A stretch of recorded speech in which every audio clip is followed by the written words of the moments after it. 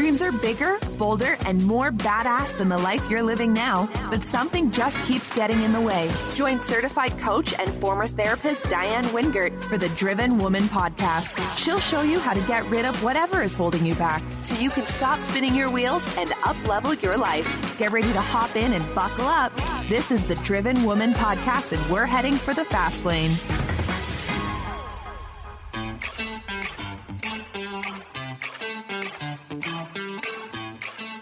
Well, welcome back, Driven Woman. You know how much I love sharing my biz besties with you, right? Well, today I am excited to introduce you to Annie P. Ruggles, fellow podcaster, non-sleazy sales consultant, and all-around genius for brains.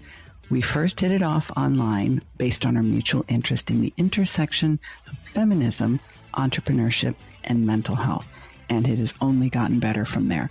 Annie is an absolute magician when it comes to helping female entrepreneurs, coaches, consultants, and service-based business owners be more successful by selling with integrity. Now, if you have ever struggled to ask for the business, ask for the money, send an invoice, or raise your prices, you are definitely going to want to listen to this episode with both ears wide open. Annie Ruggles, who is also called Anniepreneur, is an absolute open book when it comes to sharing all of her tricks, how it is to be an empath in the online world, the difficulty with being self-employed as a woman, and getting paid what we deserve. This episode is a bit more conversational because Annie and I have an ongoing friendship and even shared a room together at the recent She Podcasts Live conference for female and non-binary podcasters. She is super smart and very generous with her expertise and her network. Annie Ruggles is truly one of the most original and brilliant people I know. Now, we are going to cover a lot of territory in this episode, so you are going to want to buckle up. But here are just a few of the mic drop moments you're going to want to listen for. Ready? Here we go. Over-delivering is not a victimless crime. Whew! Assholes don't get imposter syndrome. The difference between affordable and accessible, and we get all up into a juicy conversation about #ambition shaming. I can't wait to share Annie with you. She is my buddy. She makes a fabulous guest. She has a fantastic podcast of her own. You got to check it out as soon as you're done listening to this. It is called Too Legitimate to Quit. And don't forget to head on over to the show notes and sign up for Annie's free sleaze-free selling mini masterclass. How's that for a no-brainer? Are you ready? Let's do this.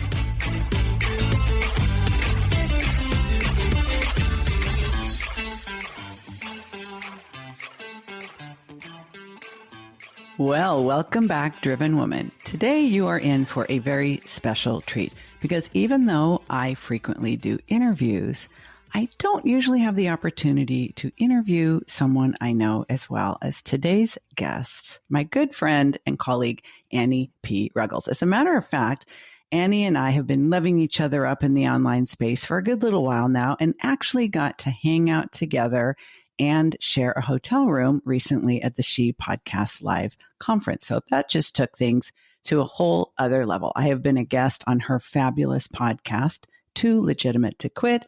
And finally, at long last, she is here today with me. We are going to get up into some very interesting things today, talking about the intersection of feminism, entrepreneurship, and mental health, and why women who have so much to offer have a hell of a time asking for money and demonstrating their value. So, Annie, it's happening. Here we are. Hi, babe. Hey. It's happening. Woo-hoo. Well, first and foremost, I need your listeners to know that you are the kind of conference wife who made me crappy hotel coffee in bed.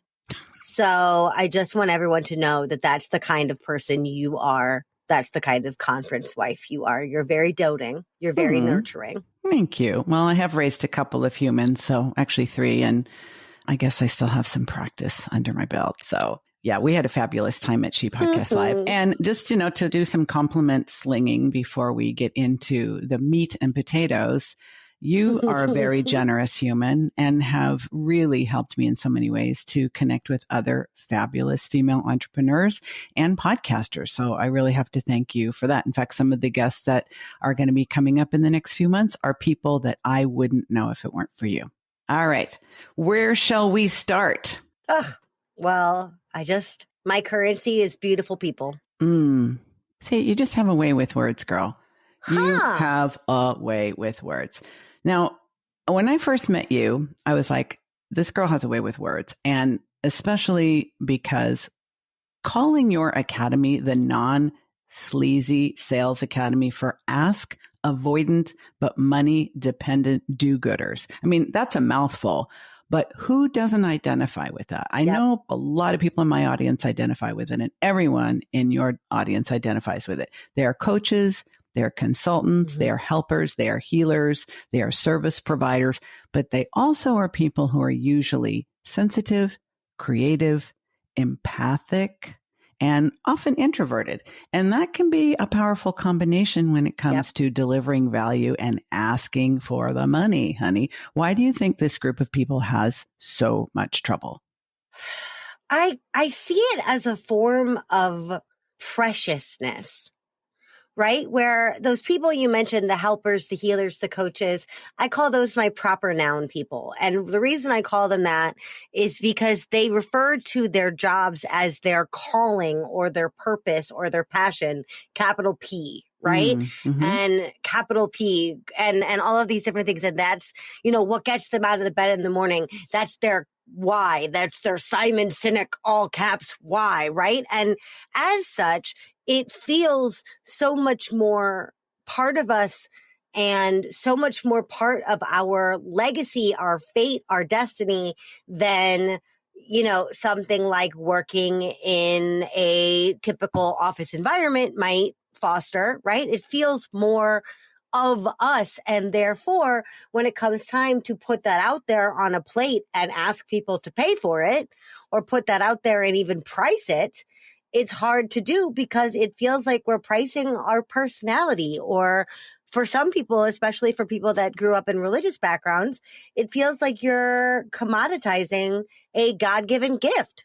I actually have heard that from quite a few people. In fact, some people that I have worked with as a coach who come from, religious conservative families have said, I was always trained and indoctrinated to help other people because that was just an expectation of being a good person.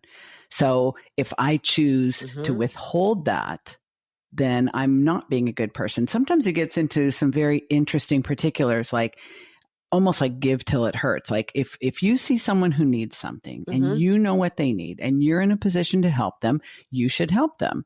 It's like, but what if the thing that you have that could help that other person has monetary value and you need to get paid because you need to support yourself and your family, your pets? How do you overcome that difficulty? I think this can be a real psychological conundrum that makes people feel guilty, makes people feel ashamed, and they really have to incorporate this into their identity because lots of times it's very binary. Good people help, bad people don't. So if I choose to withhold any amount of help that I could give or ask for money when I could do it for free, that puts me in the bad person category. Yep. But it's the same whole idea. Have you had to overcome these things yourself? Oh my God, 1,000,000,000%. I mean, here's the thing. I always say that client zero, patient zero of sales avoidance was me. 100%. 100%. 1,000 even. In that, what I didn't realize is that over-delivering is not a victimless crime. The victim was me. And I have a high tolerance for pain, especially when I can justify it as being a good person. That was priceless. That's called martyrdom, folks. Girl, that's a mic drop moment. Yeah. Over-delivering is not. That's called martyrdom. It's so not. Good. It's not. And so when I looked at how much I was giving and I looked at how little I was receiving, what happened was that I was becoming resentful of the very people that I was so eager to help, because to my mind, I was giving and giving and giving and giving without any expectation of return. But when that return was never asked for, and therefore that return never came, part of me started going, well, what's in this for me? What's in this for me is nothing. What's in this for me is exhaustion, burnout, and table scraps. What's in this for me is overdrawn bank accounts and autoimmune disorders. What's in this for me is 18-hour days, right? And that was not because the client... Eventually depression too, right? Oh, hell yeah. And that's not because the client was taking advantage of me. If anything, they were taking advantage of me with my full permission. What I was doing in that moment was I was shutting down all avenues for me to give and receive simultaneously. I was all give and no receive. And what is the point of anything if you're unwilling to receive? What's the point? This is tricky business though, Annie, because, you think about how women are regarded in most cultures. Mm-hmm. We are rewarded. Yep. We are praised. We are held up as an example to other women when we are selfless, when we are generous, when we are nurturing. Everyone talks about the woman who has a big heart. She would do anything for you. When adult children praise their mother publicly, they always say, she was always there for me.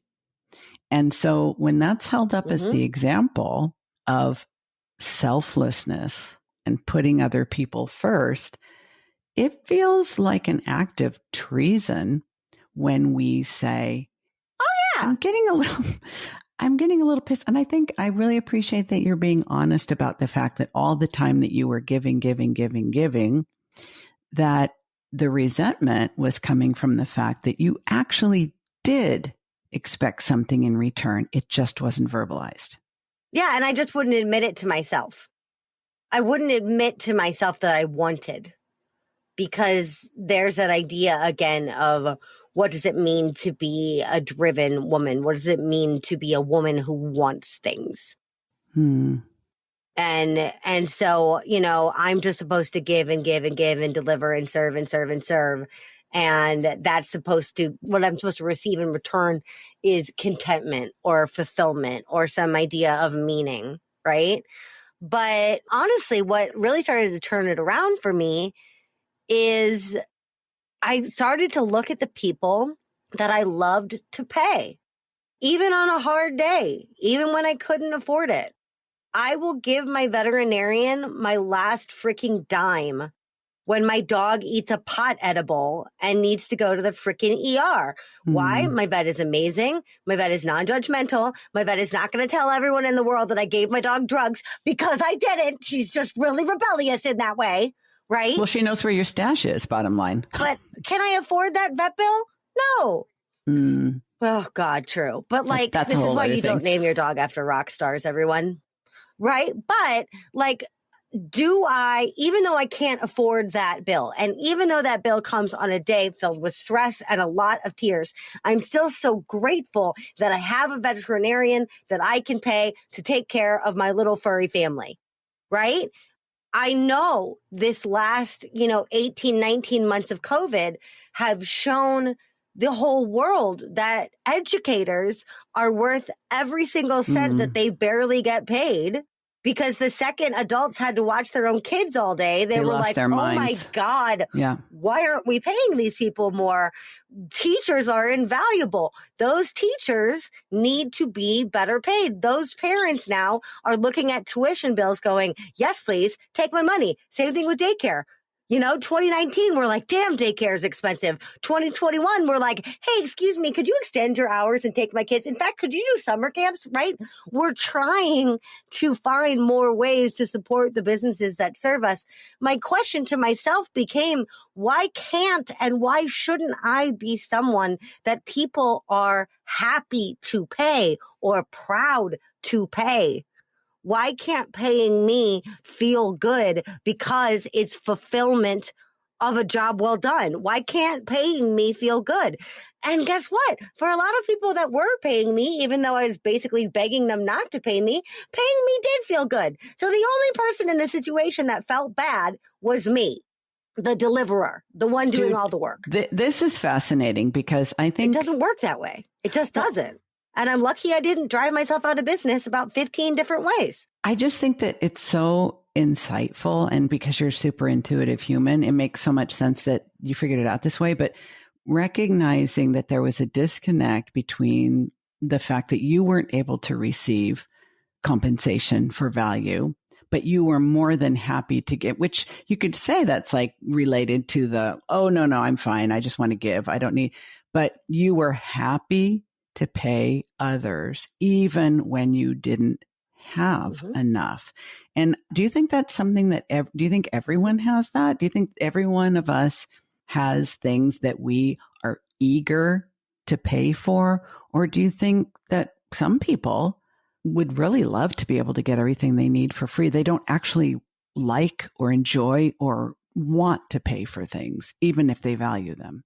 I feel like everybody has kryptonite when it comes to money. I'd have to agree with that. Right? Like even the most frugal people on the earth that have like, you know, the Bisquick tub with the cash in it in the cabinet for the rainy day fund. Like I think even those people will say, but I will never not serve the family on fine china. And if the china breaks, we got to go out and buy more. Like I'm pretty sure everybody has their kryptonite. So like, you know, a friend of mine who will never, ever, ever go out to a fancy meal. He's like George Costanza in this way. If you take him out to a restaurant and he thinks food is overpriced, he'll like grumpily order a side of fries and be like, can't believe they charge $6 for a side of fries. That guy, right? Yeah. That guy loves sneakers so much, he will spend more on one pair of shoes that he won't even wear because if you wear them, they get dirty. He would rather save up all of his money for shoes he doesn't even get to wear, but he will not order a side of vegetables with dinner because how dare they charge an extra $5 for broccoli? Hey, that's his prerogative. But when those new Air Jordans come out and he shells out hundreds of dollars, that gives him pleasure. The same way bitching about the $5 broccoli gives that person pleasure. Okay, I'm making the connection here. It comes down to what you value. When we value something. Yeah. And it's, you know, I help people figure out what their core values are and then build their business around those values so that they don't end up hating their business. But when you really value something, it does give you pleasure to spend money on it. It's affirming, right?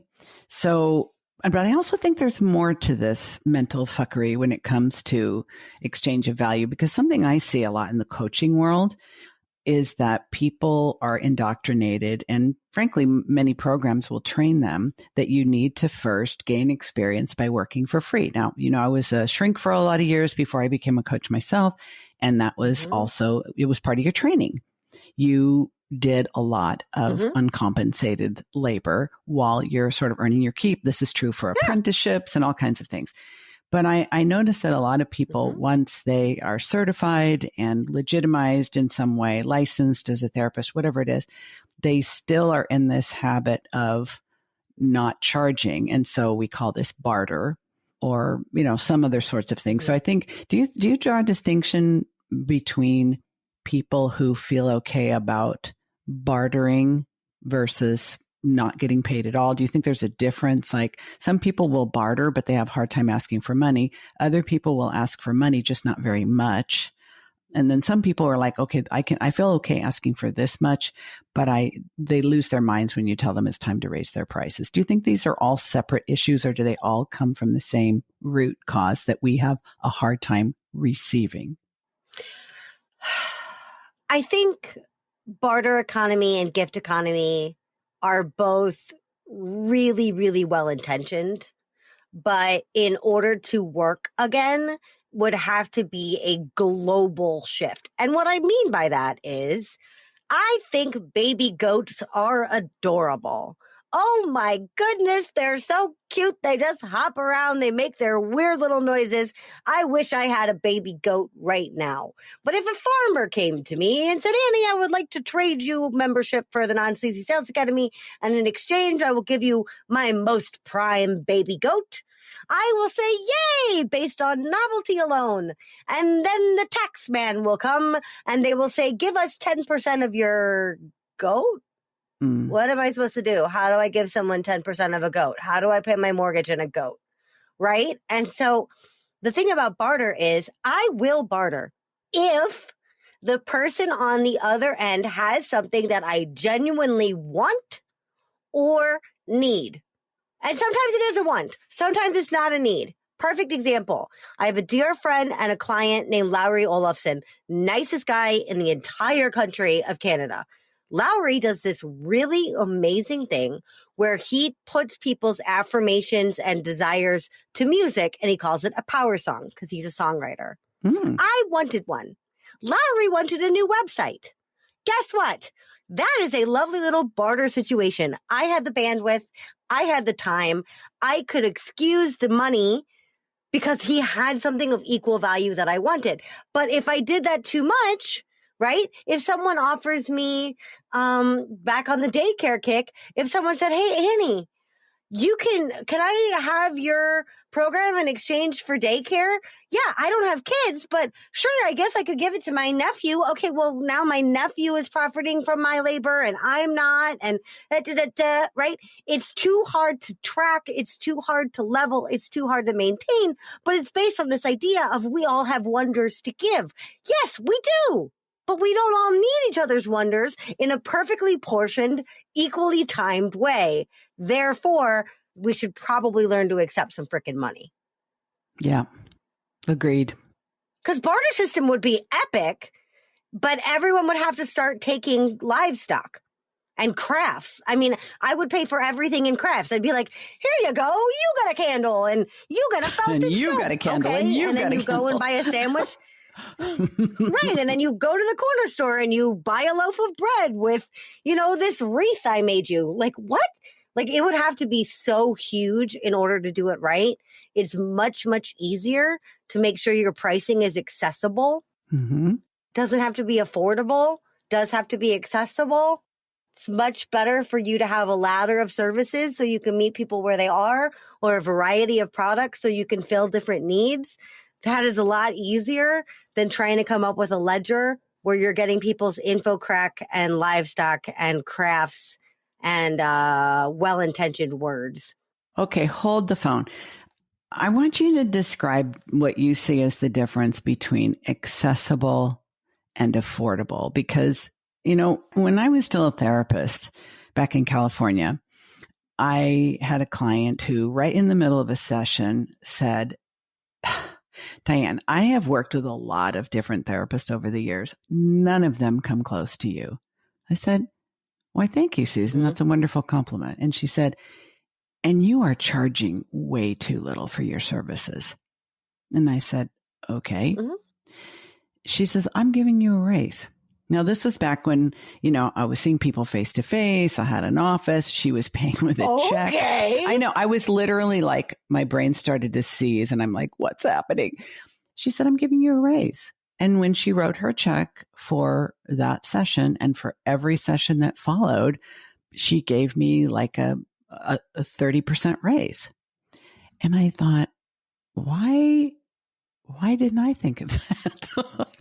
Then, because she was delighted to pay you. I know, but of course I understand why she gave me the raise, but it was that, why didn't I think of giving myself the raise is my point.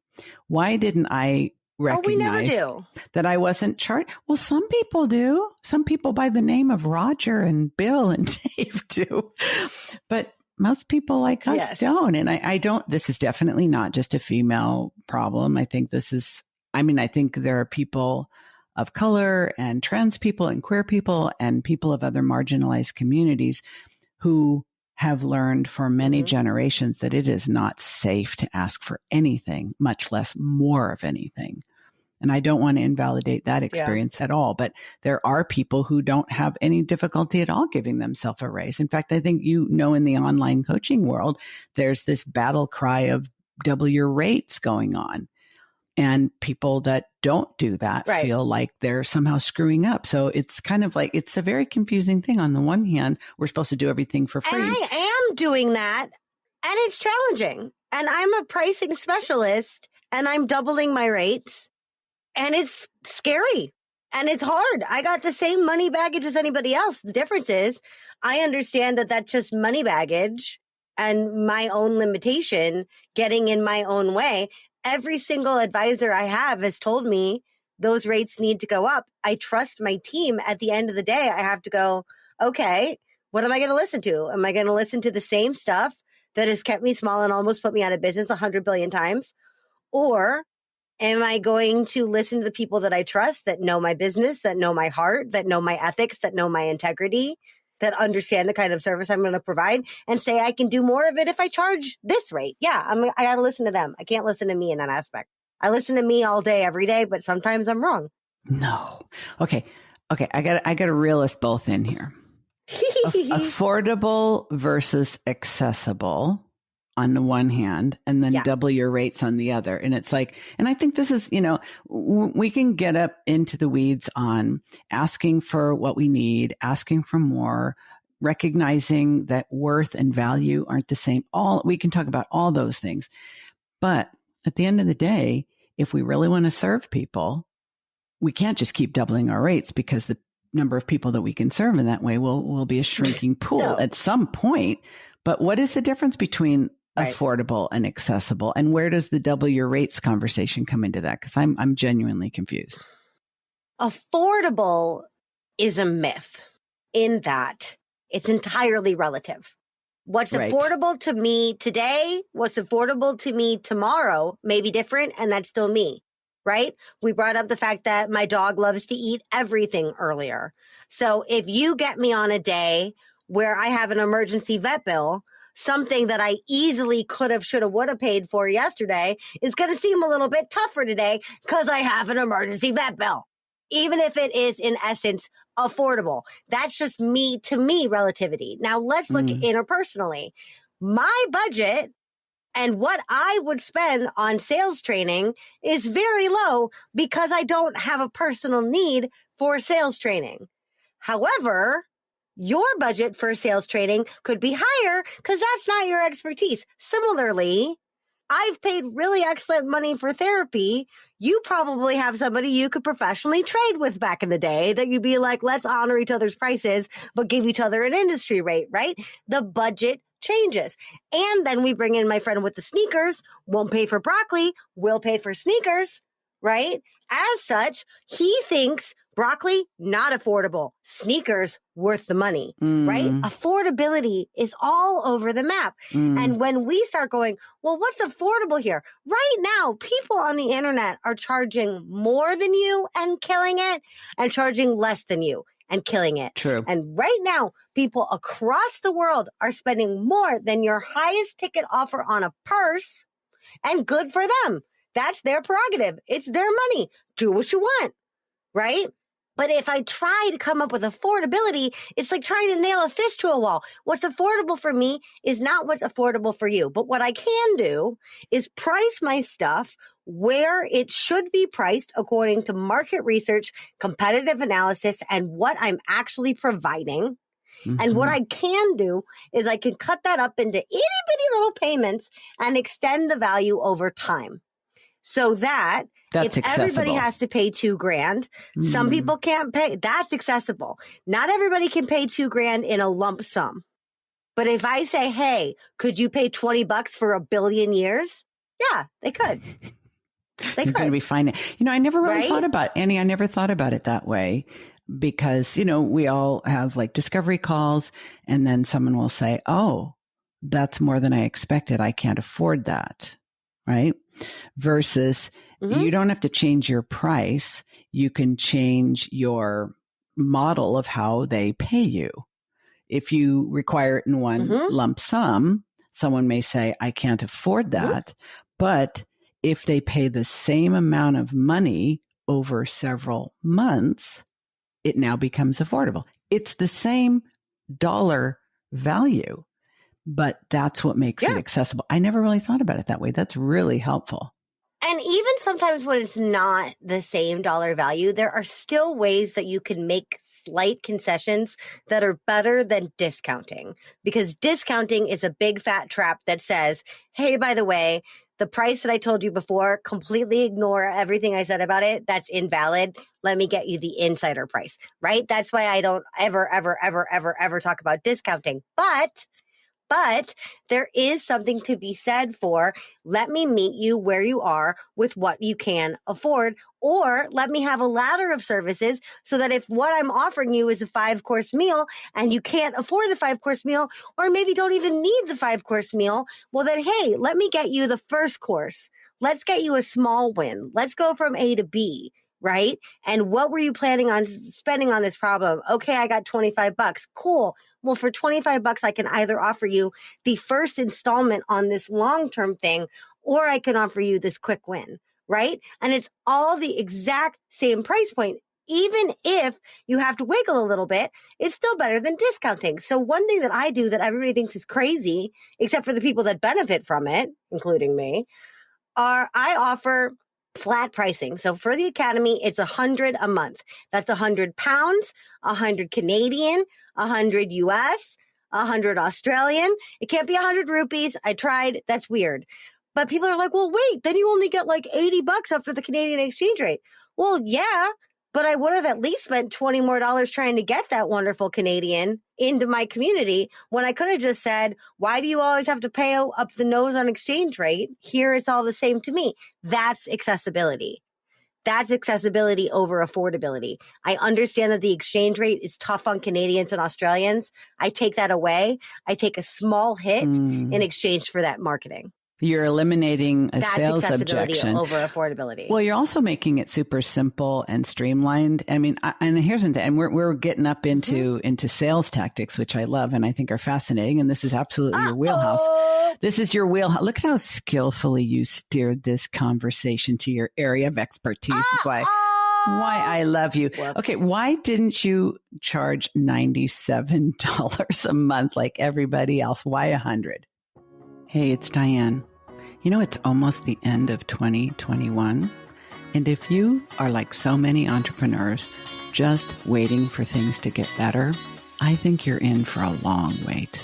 I don't think any of us expected the pandemic to be going on this long, and we are nowhere near the end of it.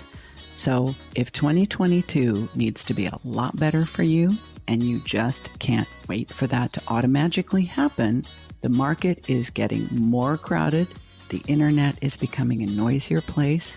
And if you are a female solopreneur with a service-based online business, I'm just going to guess that you would benefit from guidance, support, and accountability from a coach who knows the landscape.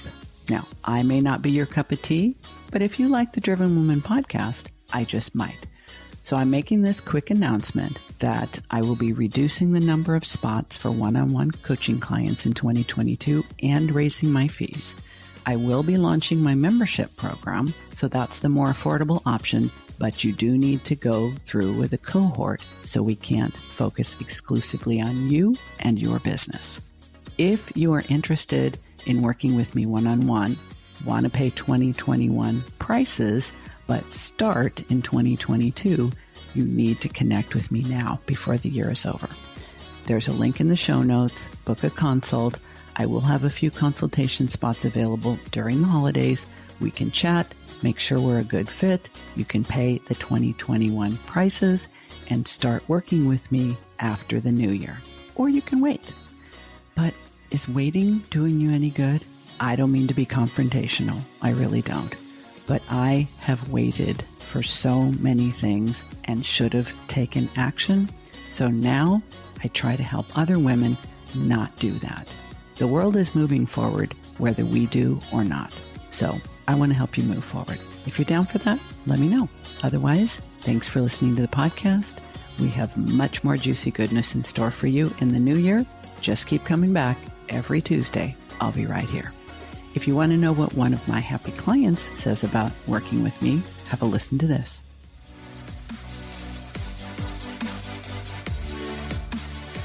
Well, one thing that you helped give me insight on is how sensitive I am. And because I'm an empath, being in traffic and loud noises throughout the day, just getting to homes, that alone was really draining. And now working from home, it's like I'm able to conserve that energy and working with the parents to really teach them kind of concepts and bigger things that have a bigger impact. Because one thing that you also mentioned was because I was working so much, I didn't have time to do the things that were meaningful to me. And that included learning, getting into the grind. You kind of just like, okay, well, I'm just going to do instead of really stepping back and looking at, more strategic ways to have, a longer term plan.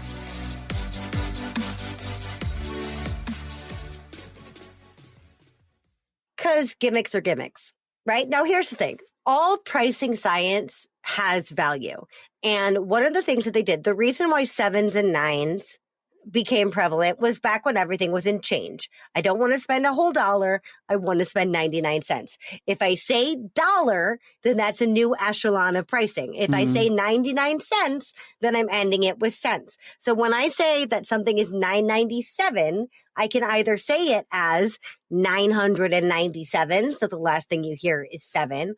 Or I can say it's $997 and the thing that you hear is the 100. Whereas if I say it's $1,000, the thing you hear is the 1,000. That stuff is ingrained in us, right? But there's a pro and a con to thinking that way. Yes, $97 does for some weird reason seem considerably cheaper than $100. But the reason I don't do the 97 is if I say, hey, how many hours would it save you to do this work? Oh, probably 3. Okay. How many hours go into $97 of your life? Well, the math I need is a so calculator. much easier. Yeah.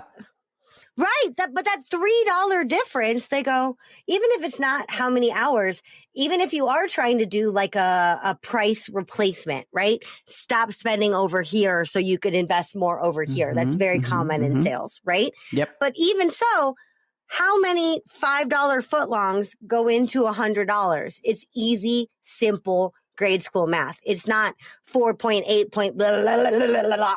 I understand mentally. I have my own concept in my own budget of what $100 looks like. I don't have as clear a picture as immediately when it comes to 97.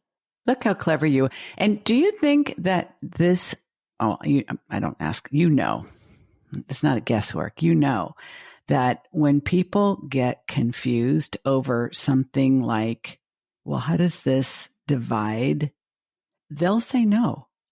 Simply because no one wants to make a mistake. No one wants to feel stupid. No one wants to think they're being taken advantage of or manipulated.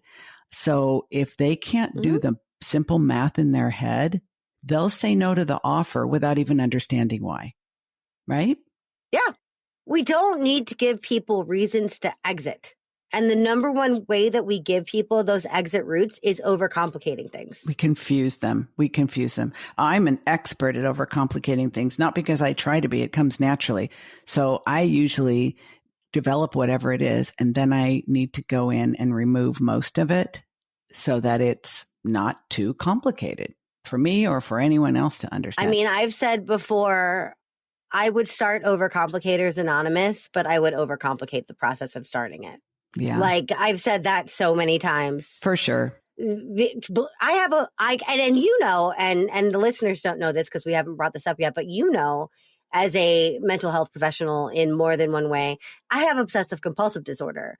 So when I say I fixate on something, oh, Nelly, do I freaking fixate.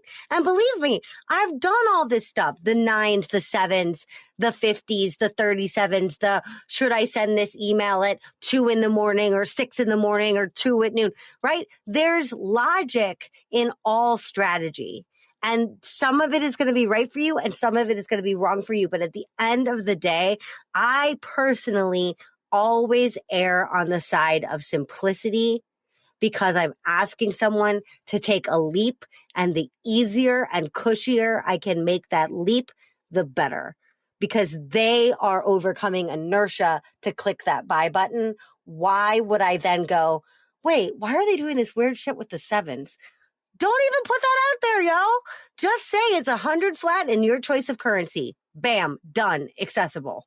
What do you think the biggest challenges are of the people that join your academy? Who are the coaches and consultants and helpers and healers and course creators and service providers who know that they could have a more viable, more successful, more profitable business if they could get better at asking to be paid and receiving and appropriately raising their rate? All the things that you deal with in the Non-Sleazy Sales Academy. What are like the top problems that people have that cause them to decide to join the academy? And are there typical ones that you see that most people have? Yeah. Money baggage, like we talked about. But more than that, I call them the 4 forms of sales baggage. And the 4 forms of sales baggage, to take a large concept and put it in as few sentences as possible, and already they know I'm long-winded, so here we go, is really based on what the misconception is around what selling requires of you, or who selling would require you to be. And that is a direct byproduct of little t sales trauma, right? I'm not talking big T sales trauma. Hopefully most of us have not been violently attacked by a salesperson, and there's our definition of sales. But at this point, if you've been on this planet for more than a minute, you've probably been sold to horribly more than once, more than 10 times, more than 100 times. And every time that happens, we have a little reporter notebook in our head that goes, selling requires arm twisting. Selling requires lying. Selling requires saying a deadline just to get the money and then disappearing. And we keep this running tally of what selling requires, but we don't put the people we previously talked about, the great veterinarians and daycare centers and fabulous chefs and Adele singing her head off, we don't put them on that same list. So what we have is a running tally of how not to sell. We don't have a guidebook on how to sell well. We only know based on our own experience how we don't want to be sold to. Then compound that with the fact that most of us learn how to sell as kids, being forced to sell door to door for our schools or churches, which is horrifying. Or Girl Scouts. And what do? We're terrible at it. Right. And we're terrible at it. We're all freaking terrible at it. And so as little kids, we're rocking around going, I hate this. I'm cold. My toes are frozen. I got snot on my mittens, and I have to go door to door and sell this freaking wrapping paper that every other kid in my neighborhood is selling. I hate this. And then we grow up and we go, I would never sell. Remember this time when I had to sell Girl Scout cookies and that lady told me she was diabetic and I was trying to kill her? Right? Like that stuff. Then, and that is all if we have not ever been taught to sell. That's all what we inherit, kind of like what we absorb. But then when we look at the fact that, yes, a lot of sales is taught, gimme, gimme, gimme, screw you, get me mine. When you look at those things, if you've been taught or instructed or forced to sell in that way, like in a corporate environment, you're going to go, look, I can't do this. And you're going to have a whole ledger of failure right there going, no, Annie, you can't. You can't. Guess what?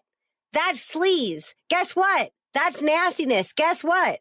That's greed. What that is not is sales. Sales is just asking for money in exchange for the problems you solve. That's freaking it. That's it. That's it. You're asking to be compensated for the problems that you solve. None of that other stuff is required behavior. As soon as we can unlearn that, then we look at the other patterns, the good patterns of the people that come to me. The sales baggage is the bad pattern. The good pattern is what we talked about at the very beginning.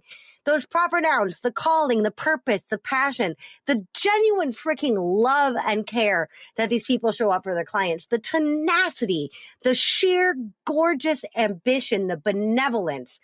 Those things are hiding under a crust of not knowing how to send them out into the world fairly.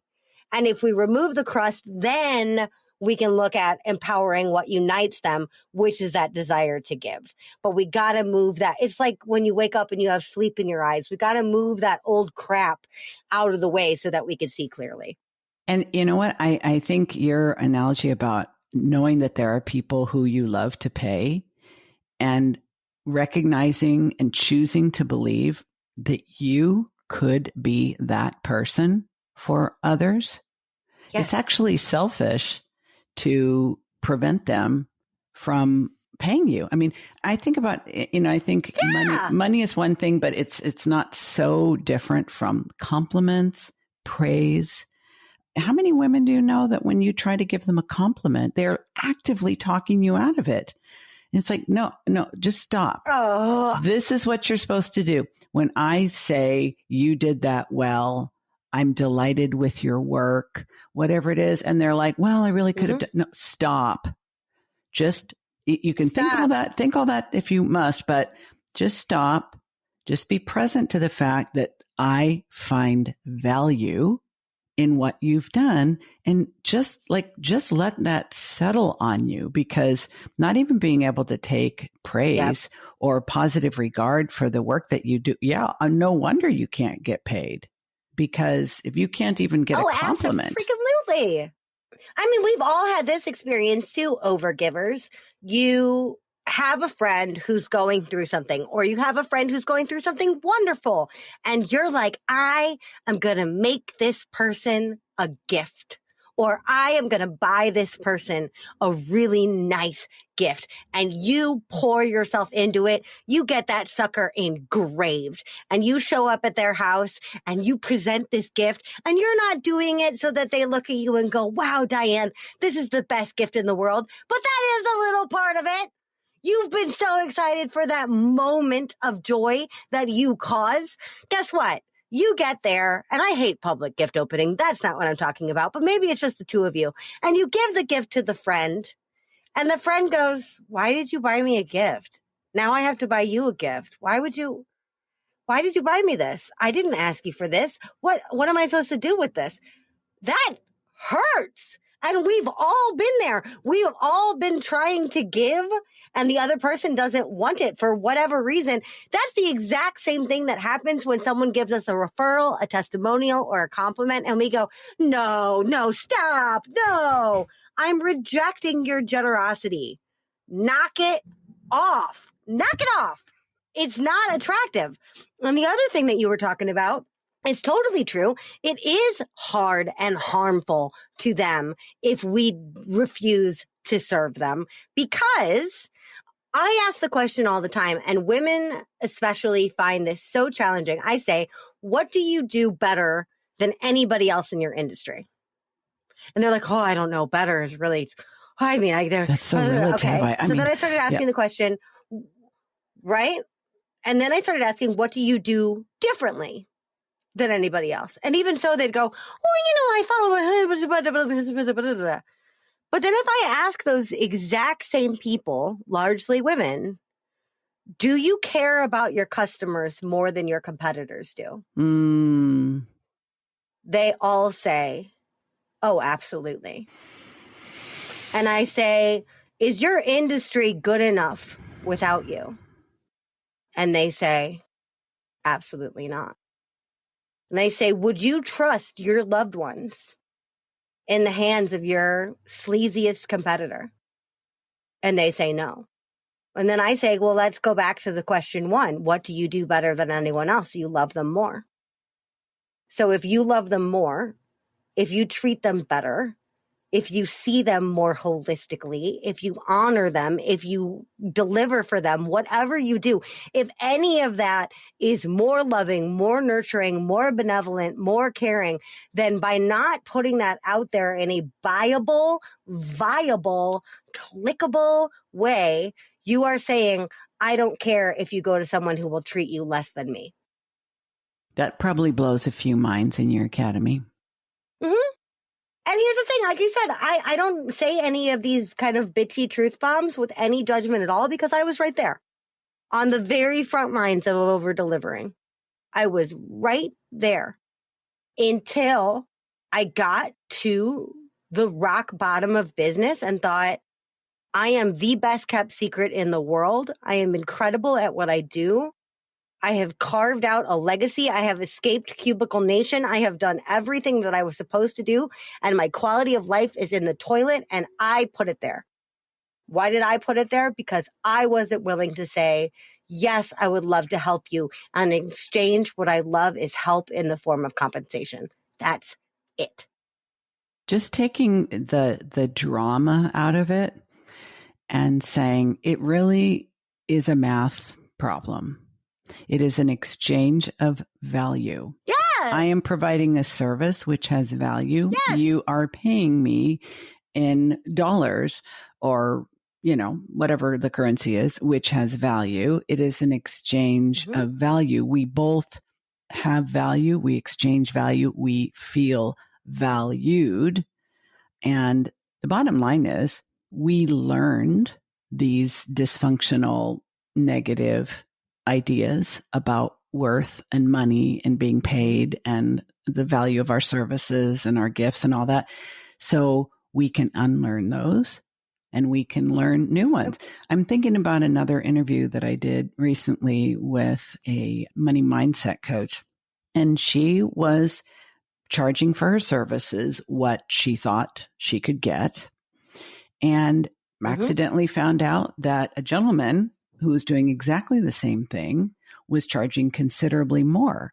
And it was literally like, I didn't know, her thought process went from, I didn't know that was possible to, but is it possible for him, but not for me? And why would that? No, if it's possible for him, then it's equally possible for me. And now that I know that it is an option, that's what I'm going to do. I think for other people, something we talked about a little bit before we started recording, Annie, was I think when we've gotten to the point where we recognize that what we do has value, we are willing to accept compensation for it. We have gotten to the point where we can ask to be paid and we're getting paid. Now we're talking about going to the next level of raising our prices or changing the nature of our offers so that the dollar for hour, ratio is different and we are now being compensated at a higher level. I find with some of my clients and also with myself, what enters into my thinking at that point is also affected by ambition shaming. And I'll tell you why. The idea that, okay, I understand that what I do has value. I am happy to be paid for what I do. I recognize that I do it better than some people and differently than other people. And some people only want to get this service from me. But when it comes to going to the next level with your pricing structure, which will eliminate some people maybe, then it's like, well, don't you have enough? Why do you need more? Why isn't this enough? Why isn't this good enough for you? And I think that's kind of a subtle form of ambition shaming that sort of implies that you must be a greedy person to want more, which really casts shade on the fact that there are always going to be people who want more. Why is that a negative thing? Do you agree? Well, and there's plenty for all of us. So why shouldn't we all want more? Right? I firmly believe that there's room at the top for all of us, right? There's 2.3 million podcasts. You've been on mine. I've been on yours. Neither of us went, wow, there's 2.3 million podcasts. We should just shut up. Yeah, we shouldn't start one. There's plenty of podcasts already. Right. Right. And so that is us saying, right, but there could be more. There could be 2.3 million and one of them could be mine, right? There could be more here. And more is not just about money. If someone is unhappy in a relationship and they say, I have a companion, but what I want is more. Okay. Well, some people will go, well, why don't you just, stay home and shut up and try to fix the relationship you have? Well, if it's not fitting my needs, right? And there's other people out there. And so, it's kind of like I think so much of it is we don't want to be the person who takes the most. And that is fine, right? One of my husband's habits that drives me insane is that he will go for seconds before everybody has had first. Oh my God, yes. But like in my family, in my super Italian family, I grew up, not saying this is right, women, but I think people will be able to relate. I watched my Italian aunts cook all day, and then they would trot all the men through the line to get their plates. And then they'd trot all the kids, and then the women who had kind of been picking at it, and then whoever the matriarch was ate last and got the scraps. And that is so fucked because she was the one who had been making those meatballs for 3 freaking days, right? So what drives me crazy, though, is that I thought there's nobility in that because there's love and service in that. That's how it was designed. I wait so you can have more, right? My husband thinks more like my grandfather, who literally used to say, Father, Son, Holy Ghost, he who eats fastest gets the most, right? So my husband's from that school. If he's hungry and his plate's empty and there's still food left, he will go get more, whether or not he believes everyone has had their fair fill. That makes me insane because I don't want to be the person that is perceived as having the most.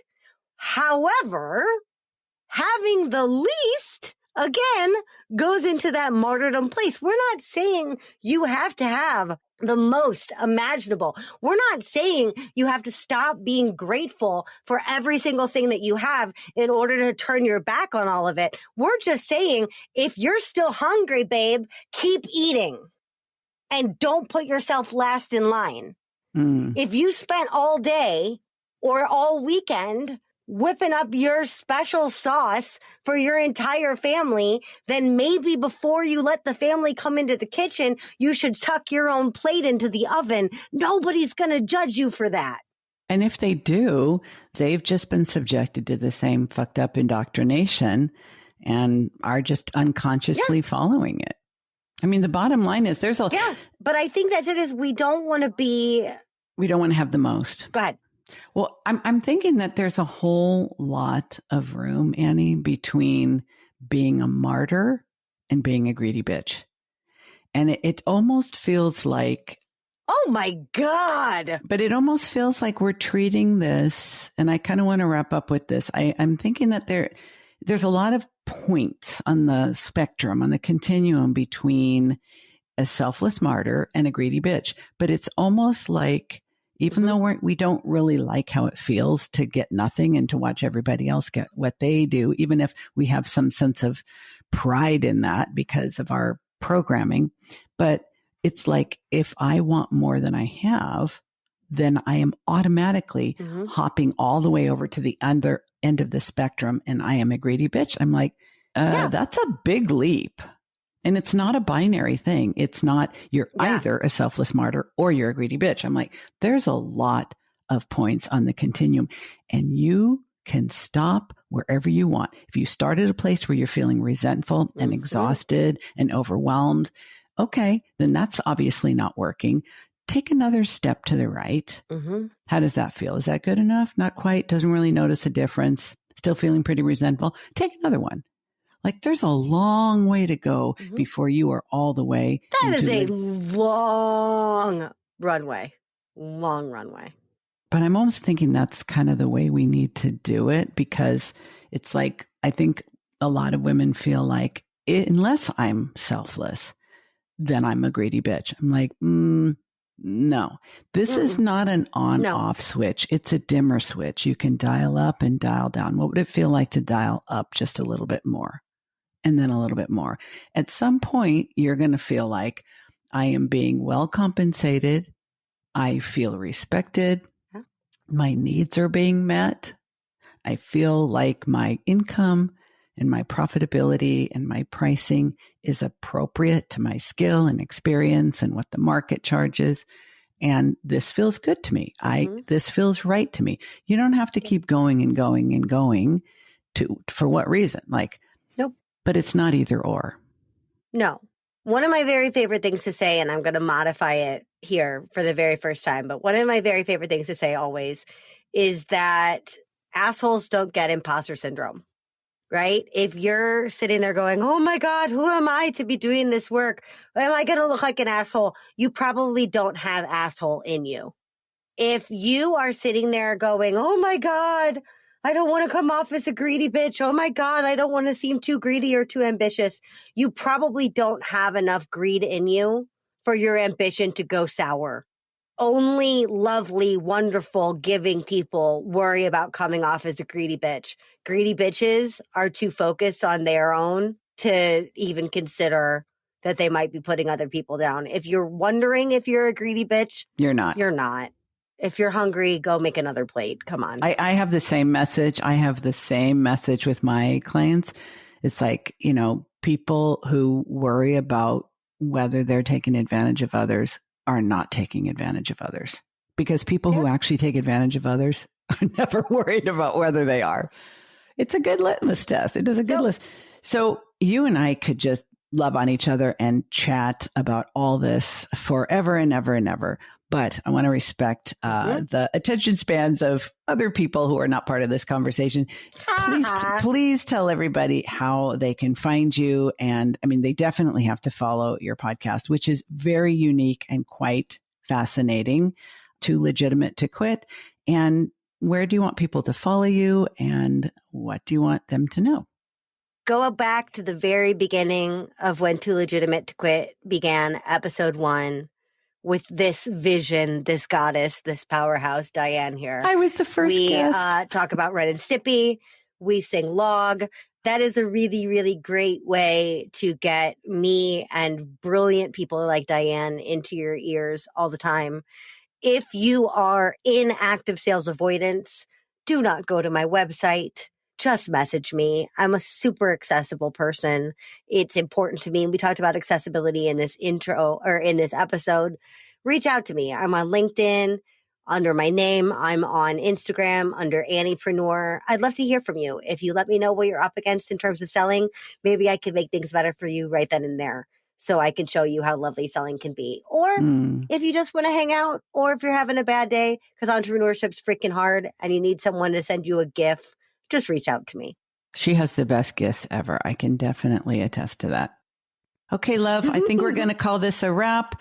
Thank you for being here with me and with us, and for helping us make some sense out of all this nonsense around sales and asking and receiving and ambition and all those things. We are definitely going to do this again. Promise? Oh, of course. Thanks for having me, and thanks for loving me. Of course. Bye. You've been listening to the Driven Woman podcast with Diann Wingert. Want more straight talk and strategy each week that will take you from spinning to winning? Don't forget to hit subscribe in your podcast player so you won't miss a single episode. Then head on over to the Driven Woman free and private Facebook group community. See you there.